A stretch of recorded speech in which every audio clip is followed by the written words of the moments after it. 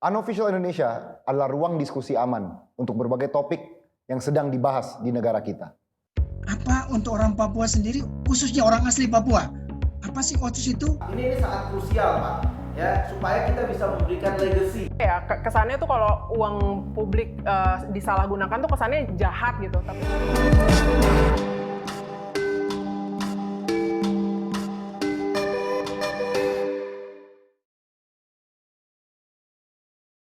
Baik, tadi beberapa konsep yang disampaikan oleh Pak Dirjen, saya pikir itu hal yang sudah sangat baku sudah disampaikan oleh Pak Dirjen, dan bagaimana tata laksana keuangan terkait dengan dana OTSUS, APBD, APBDN maupun DAU. Nah, ini sebuah mekanisme yang sudah menurut saya sudah baku. Semua persoalannya lagi trending di Papua ini adalah fitur OTSUS-nya.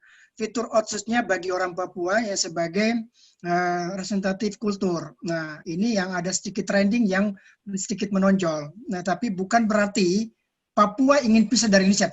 Tidak seperti itu. Tidak seperti itu. Papua sangat merindukan adanya peningkatan kesejahteraan lebih maju, masyarakat di Papua lebih berkembang. Itu aja konsep kata kuncinya adalah terjadi pemerataan yang di sana. Ini menjadi penting. Nah, jadi fitur OTSUS ini yang menjadi penting saat ini untuk memasuki ambang berakhir jilid 1 OTSUS di 2021 sejak 2020 ya, sejak 2002 ya dilaksanakan gelontorkan dana. Ya, undang-undangnya 2001, gelontorkan dana per 2002 sampai 2019 memasuki 2021. Nah, ini ada semacam fitur yang memang menjadi perlu kemas sendiri secara khusus. Nah, tapi ini adalah sebuah riak-riak yang ingin seorang anak kepada seorang bapak. Nah, bagaimana dia menjadi ada perhatian secara khusus dengan keterbatasan karakter yang berbeda, kondisi yang berbeda, konektivitas yang tadi sampai Pak Dirjen ini menjadi sebuah persoalan yang sangat rumit. Tidak semudah kita bicara pagi, malamnya bisa terjadi, sulit banget. Nah, sehingga konektivitas daerah ini menjadi penting. Saya setuju dengan Pak Dirjen sampaikan beberapa secara normatif, tetapi mungkin yang lebih penting adalah bagaimana konektivitas fitur OTSUS ini menjadi melekat bagi orang Papua khususnya. Ini ada peningkatan dampak efek dari OTSUS itu sendiri. Nah, misalnya contohnya ada beberapa kabupaten yang sudah mulai menunjukkan indeks. OTSUS ini kan adalah sebuah tadi masa ketergantungan sekitar 20 tahun itu. Nah, ini mereka ingin menikmati, mereka ingin rasakan dan ada sebuah perkembangan. Betul, saya setuju ada perkembangan yang sangat luar biasa terjadi. Misalnya yang tadi mengatakan 20 tahun ini yang kita udah jalan, ada indeks IPM yang sedikit meningkat. Walaupun Papua di bawah indeks IPM yang paling terendah nomor 2 di Indonesia. Walaupun, tetapi ada peningkatan, terjadi peningkatan. Itu adalah efek daripada OTSUS sendiri. Nah, cuma ini memasuki ambang berakhir jilid 1 ini kan, ini dalam tanda kutip nih. Apa sih, apa untuk orang Papua sendiri, khususnya orang asli Papua, apa sih OTSUS itu dampaknya kepada saya, misalnya gitu. Nah, ini yang perlu dipertajam, karena sehingga mereka merasakan bahwa ada sebuah perkembangan yang keperpihakan kepada orang Papua ini betul-betul dirasakan secara khusus orang Papua. Nah, karena kalau kita bicara Papua ini, Papua secara umum dan Papua secara khusus. Secara khusus artinya gini, begitupun juga kami di Papua ini, kita melihat Papua secara umum dan melihat Papua secara khusus. Ini ada beberapa daerah yang menjadi indeks fitur yang belum tersentuh, tapi belum maksimal dengan 20 tahun. Dana selebontornya itu orang-orang masyarakat yang di daerah-daerah terisolasi ini masih sangat kurang, mereka tahunya seperti apa ini. Nah, kurang lebihnya itu ada gambaran-gambaran real yang mereka bisa dapat rasakan. Nah, mungkin ada sebuah perkembangan kalau daerah perkotaan, misalnya Jayapura, Timika dan segala macam dalam kota, ini sangat ya paling tidak tahu fitur-fiturnya OTSUS lah. Tapi bagi mereka yang daerah pelosok ini yang menjadi penting sekali dan perlu ada perimbangan yang sangat luar biasa karena di konektivitas transportasi antara kota dan pedesaan ini luar biasa, problemnya sangat tinggi dan situlah yang tidak bisa masih kurang adanya peningkatan kesejahteraan masyarakat lokal, ada perbedaan yang sangat luar biasa antara masyarakat lokal dengan masyarakat kota di dalam Papua secara utuhnya dan Papua Barat. Tetapi saya melihat bahwa ada sebuah perkembangan yang sangat luar biasa terkait dengan Otsus. Cuma mungkin dalam pemikiran saya bahwa di dalam jilid 2 Otsus ke depan mungkin ada beberapa sasaran yang perlu dievaluasi yang menjadi penting. Bagaimana politisasi Otsus ini bisa mengarah kepada orang Papua secara khusus. Nah, misalnya kan mungkin kita lihat, mohon maaf ini dalam tanda kutip saya bicara bahwa misalnya Undang-Undang Perdasi itu adalah merupakan simbol orang Papua, artinya karakter kulturisasinya. Nah, ini yang perlu digambarkan ke sana. Nah, ini mungkin ini yang belum sampai saat ini. Saya sudah dengar bahwa Perdasi ini sudah dibuat, tapi hasilnya seperti apa? Yang tadi kita bicara fiturnya Otsus ini. Nah, bagaimana? Nah, ini perlu juga dipertajam. Karena mohon maaf ini rambu-rambu mempersiapkan. Ini kan ada sedikit, saya bisa bahasa lepas saja mengatakan bahwa Otsus sudah usahlah, kembalikan aja begitu. Nah, ini adalah sebuah gambaran makna yang cukup luar biasa yang mereka ingin juga mendapatkan yang tadi disampaikan oleh Pak Dirjen bahwa ada pemerataan, mereka juga jangan beda dengan daerah lain, tapi mereka juga paling tidak minimal mereka bisa mengikuti. Nah, hal-hal seperti ini yang perlu dilakukan. Yang kedua, mungkin sedikit saja gambaran bahwa sesungguhnya bahwa yang tadi prioritas Otsus ini, saya lebih fiturnya pada Otsus ya Pak Dirjen, mohon maaf. Nah, Otsus ini itu kan prioritasnya sesuai undang-undang itu kan kesehatan dan pendidikan. Ini menjadi idolanya untuk membangun masyarakat di Papua secara khususnya. Nah, ini kita lihat sejauh mana ini perlu menjadi penting karena terus terang saya kebetulan juga saya berkecimpung dalam dunia kesehatan. Kebetulan saya sebagai humas juga di salah satu rumah sakit rujukan. Rumah sakit di Kabupaten Mimika, RSUD Kabupaten Mimika, itu dia penyangga 5 kabupaten. Yang 5 kabupaten di daerah puncak. Nah, ini ada beberapa yang kita temuan bahwa mereka tidak punya KTP. Padahal KTP ini merupakan informasi kesehatan yang mereka bisa dapatkan secara gratis. Tetapi perlu ada penataan bahwa dengan KTP mereka bisa mendapat akses kesehatan secara gratis. Nah, ini masih ada beberapa di daerah pedesaan yang mereka belum dapat. Ini menjadi catatan adanya perlu ada supervisi pendekatan sehingga misalnya satu kampung misalnya atau ini semua 1.000 orang ber-KTP. Otomatis kan punya nilai yang bagus, artinya supaya mereka mendapat hak afirmasi tadi itu pada Otsus. Karena saya tidak mendalui Pak Dirjen bahwa semua pelaporan juga berdasarkan data kependudukan secara nasional. Begitu ketika mereka mendapat kartu BPJS, ya. Tadi kan Pak Luki ada beberapa pertanyaan nih untuk Pak Dirjen. Iya, siap. Mungkin bisa dikasih kesempatan dulu untuk Pak Dirjen untuk menjawab. Baik, makasih Pak Luki, terima kasih ya tadi sangat lengkap tadi Pak pertanyaannya, sangat komprehensif ya. Pertama Pak, ini juga mungkin buat informasi Bapak. Jadi kami di pemerintah pusat ini sekarang kan sedang mengkaji nih Pak, ya mengkaji bagaimana dengan habisnya masa Otsus yang ada sekarang yang di tahun 2021. Yang jelas kami itu melihat yang pertama adalah tujuan daripada undang-undang Otsus yang tadi kami sampaikan, kesejahteraan, mengejar ketimpangan dan juga buat kebaikan bagi masyarakat Papua ini kan kelihatannya masih belum secara maksimal bisa dipenuhi ya. Jadi kalau dari sisi itu kami punya concern yang sama Pak ya, jadi kita punya concern yang sama. Dan kemudian juga tadi yang Bapak sampaikan ya terkait dengan concern kabupaten, karena mungkin kan ada kabupaten yang sekarang karena mekanisme Otsus itu melalui provinsi ya Pak ya. Nah, jadi mungkin ada kabupaten-kabupaten yang merasa kurang mendapatkan manfaat daripada Otsus ini. Ya, apalagi tadi kan ada pengaturan-pengaturan yang ada di Perdasus dan Perdasi kan gitu ya Pak. Nah, jadi itu juga menjadi bahan masukan buat kami. Yang jelas kami punya concern ya bahwa yang namanya ketimpangan ini harus menjadi prioritas, bahwa ini harus gapnya harus diperkecil Pak ya.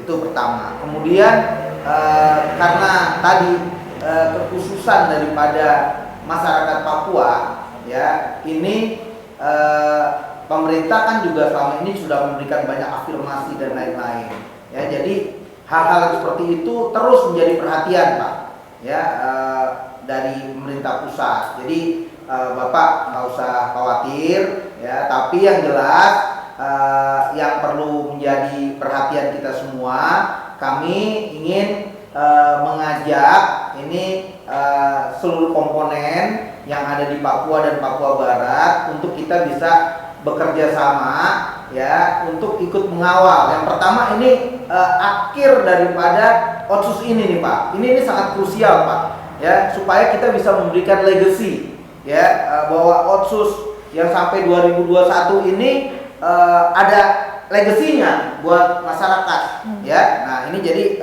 sangat penting nih untuk kita kawal bersama Pak, baik dari segi tadi perencanaan yang lebih baik, kemanfaatannya buat masyarakat Papua, sehingga tadi tujuan kita untuk memperkecil gap ya antara Papua Barat dengan daerah yang lain ini menjadi lebih mudah atau lebih achievable gitu Pak.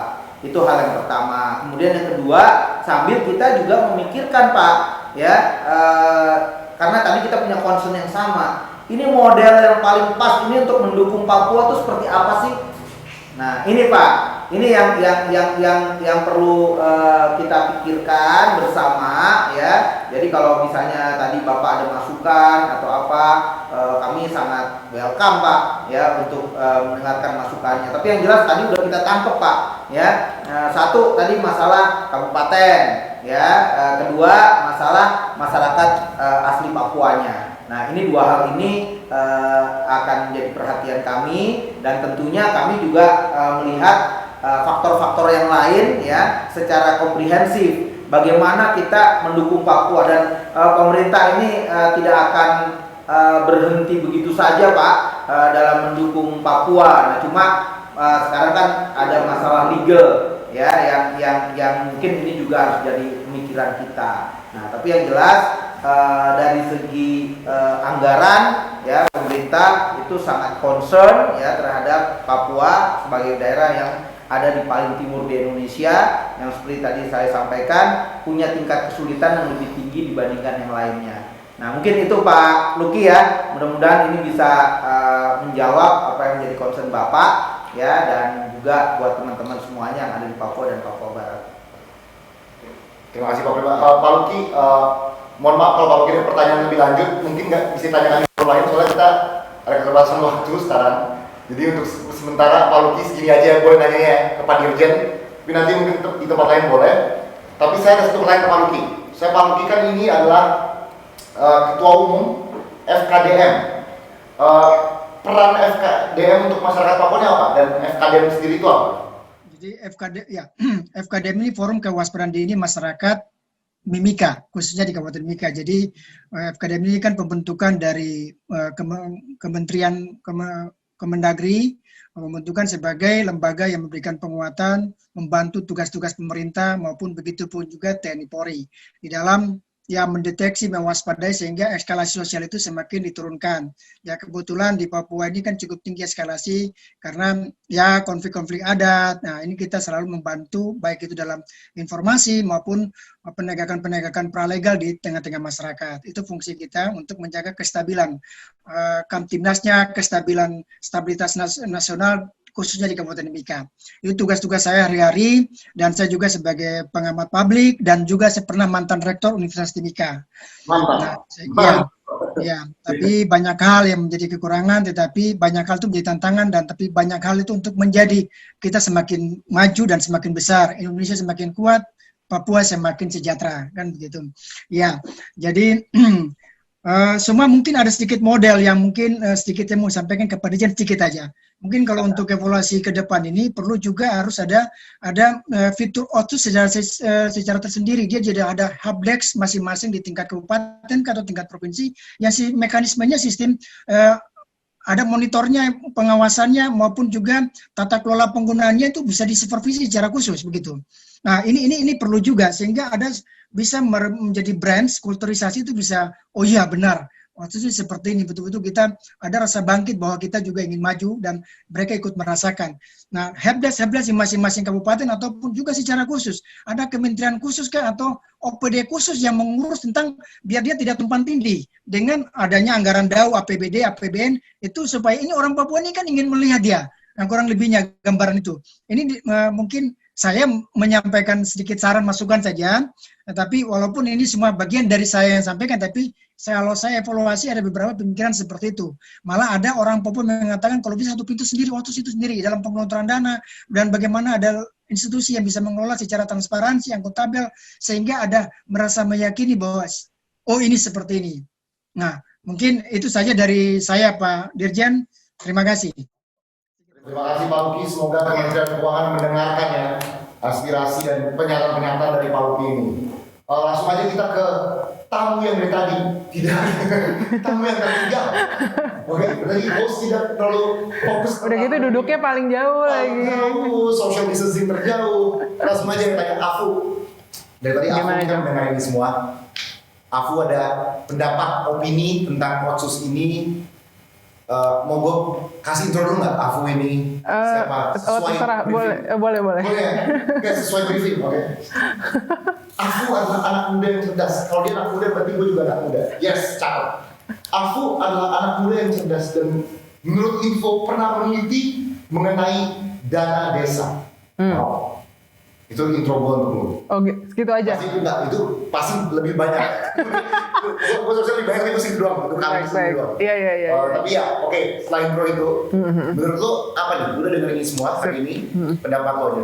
Iya, jadi sebenarnya selama kurang lebih setahun belakang dan termasuk tesis itu, kan gue lumayan fokus ngelihat isu keuangan publik ya, jadi public finance lah. Itu emang banyak tantangan, bukan masalah juga ya Pak, tapi tantangan yang sebenarnya nggak cuma dalam hal penanganan dana otsus, tapi juga berbagai dana lain, dana desa, bahkan dalam spending APBN pun gitu. Itu tantangannya sebenarnya mirip-mirip.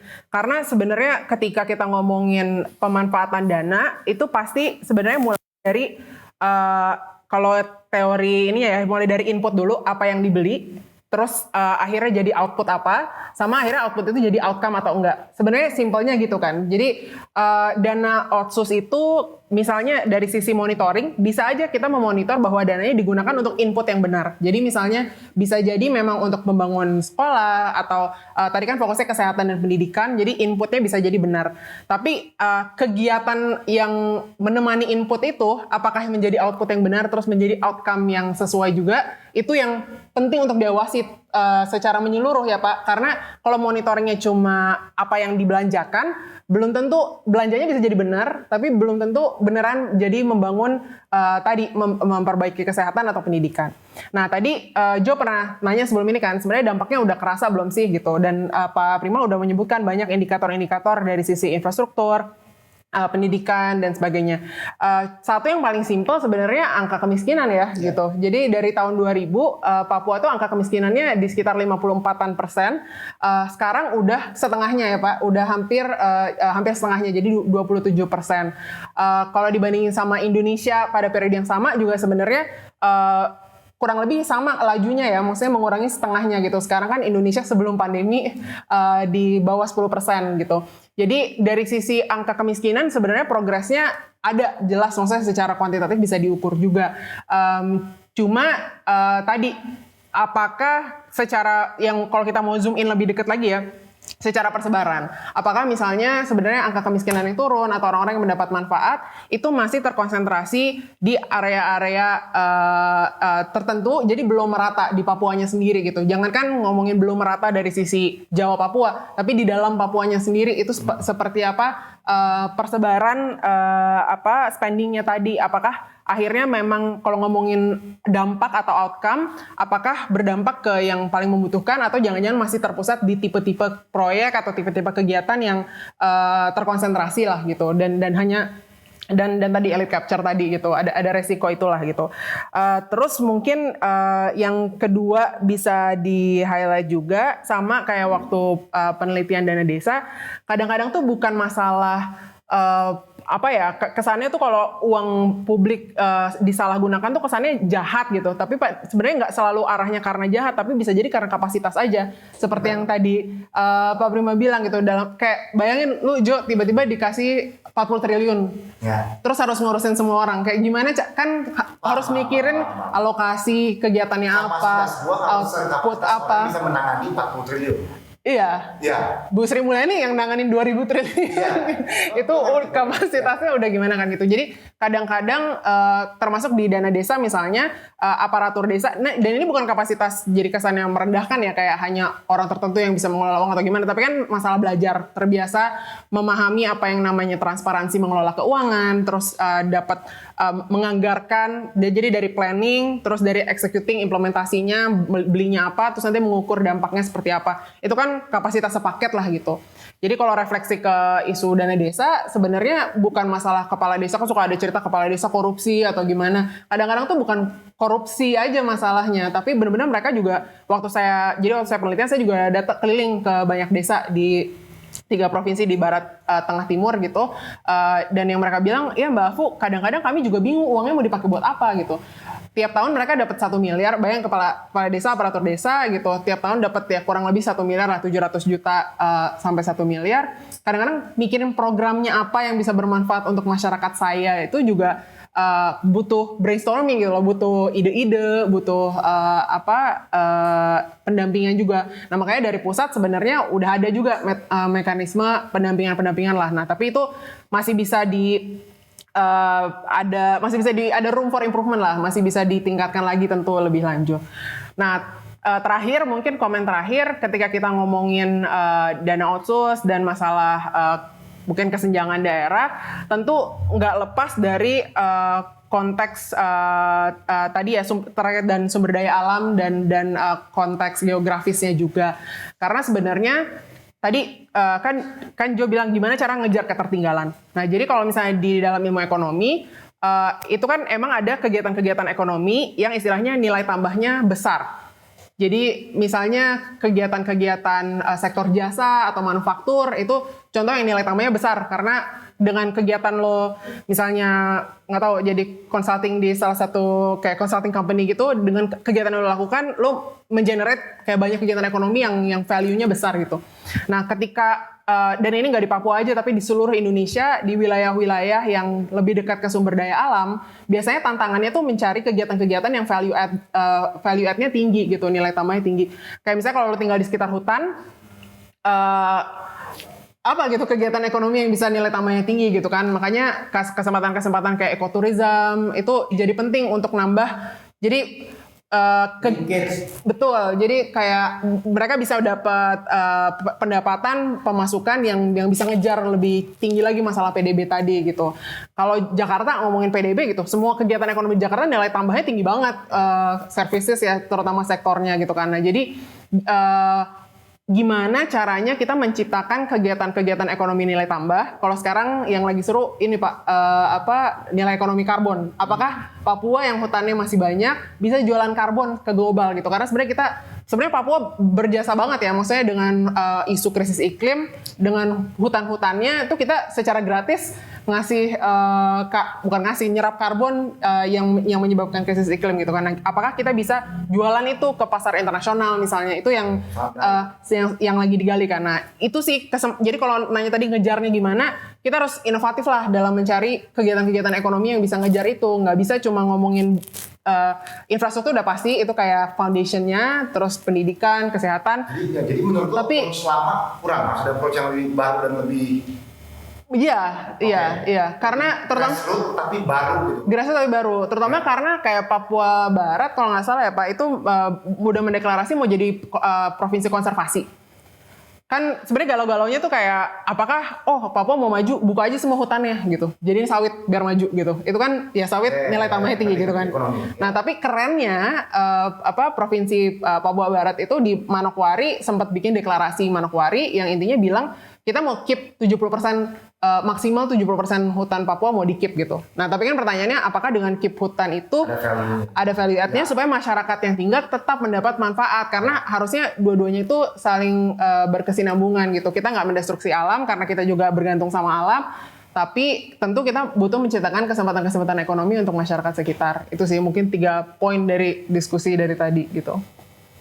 Oke, aku terima kasih. Sama-sama. Terima kasih. Kemudian kita bisa diskusi berdua. Lanjut. Pak Dirjen harus pergi. Harus izin ya, oke, baik. Dan secara itu Pak Dirjen harus pamit, ada tugas negara. Ya, di Pak Dirjen terima kasih sudah datang nih sama kita untuk diskusi masalah Otsus. Pak Luki juga terima kasih. Udah jauh-jauh dari, bukan nggak datang sih, tapi secara Zoom call datang ya. Terima kasih Pak Luki. Aku juga terima kasih banyak ya, aku sudah datang ikut diskusi, meramaikan diskusi kita hari ini. Oke, sekian untuk episode hari ini. Ngebahas Otsus Papua. Sampai jumpa di episode-episode berikut. Jangan lupa untuk suka, komentar, berlanggan, dan dibagi. Terima kasih banyak.